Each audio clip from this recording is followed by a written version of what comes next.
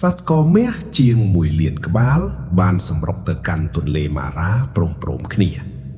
សម្រាប់ក្រពើទន្លេនីលនេះគឺជាពិធីជប់លៀងអាហារប៊ូហ្វេដ៏អស្ចារ្យបំផុត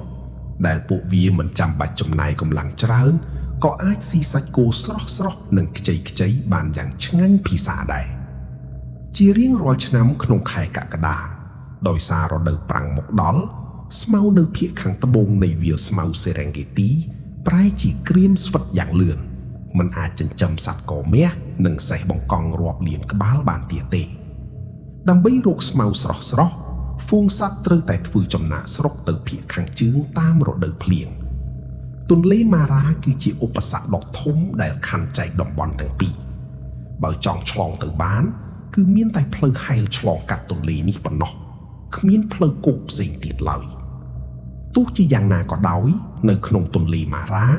មានក្រពើទន្លេនីលដ៏ឃ្លានដាច់ពោះជាច្រើនកំពុងពួនស្ទះពូសត្វសាហាវដែលស្រេកឈាមទាំងនេះស្ទើរតែមិនបានស៊ីចំណីឆ្អែតអស់រយៈពេល1ឆ្នាំមកហើយនៅពេលនេះពួកវាដេកចាំការមកដល់នៃហ្វូងសត្វដោយក្តីរំភើបនៅពេលដែលសត្វកមាសកាន់តែច្រើនឡើងមកដល់បរិយាកាសតានតឹងក៏ឈានដល់កម្រិតកំពូលដោយសារទឹកភ្លៀងដែលហូរជុំមកទន្លេម៉ារ៉ានេះពេលនេះមានចរន្តទឹកហូរខ្លាំង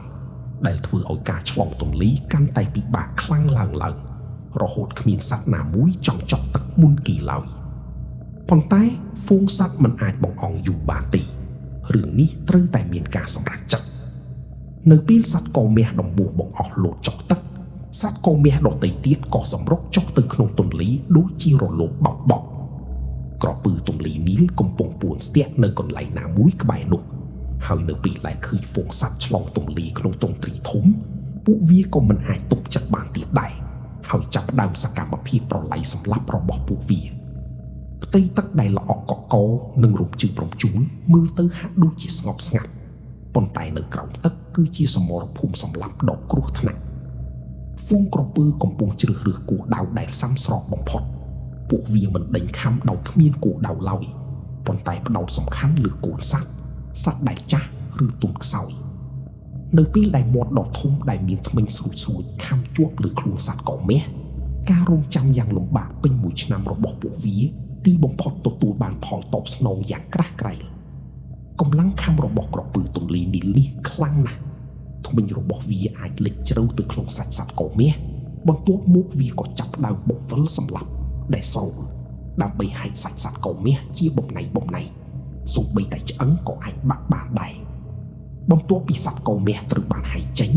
ក្រពើនៅក្បែរនោះក៏នាំគ្នាសម្រុកមកលាបសាច់យ៉ាងរហ័សការសម្លាប់រង្កាសាវនៅតែបន្ត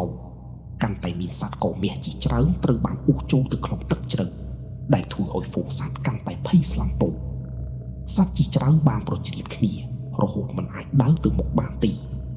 នៅក្នុងភាពច្របូកច្របូកនេះសត្វកមាសជាច្រើនត្រូវបានបុកឲ្យដួល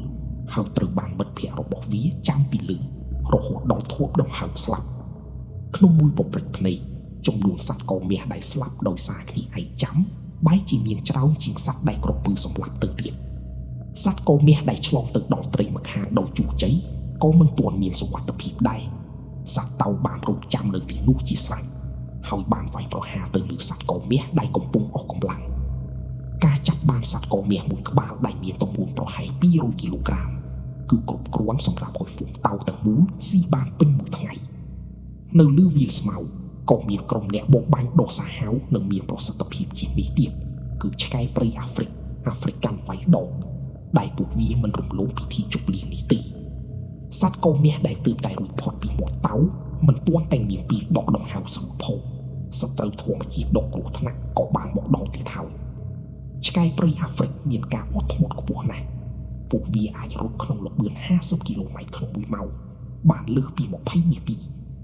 សត្វកមាសដែលបានឆ្លងកាត់ការដេញសម្លាប់ពីដងរត់មកហើយនោះ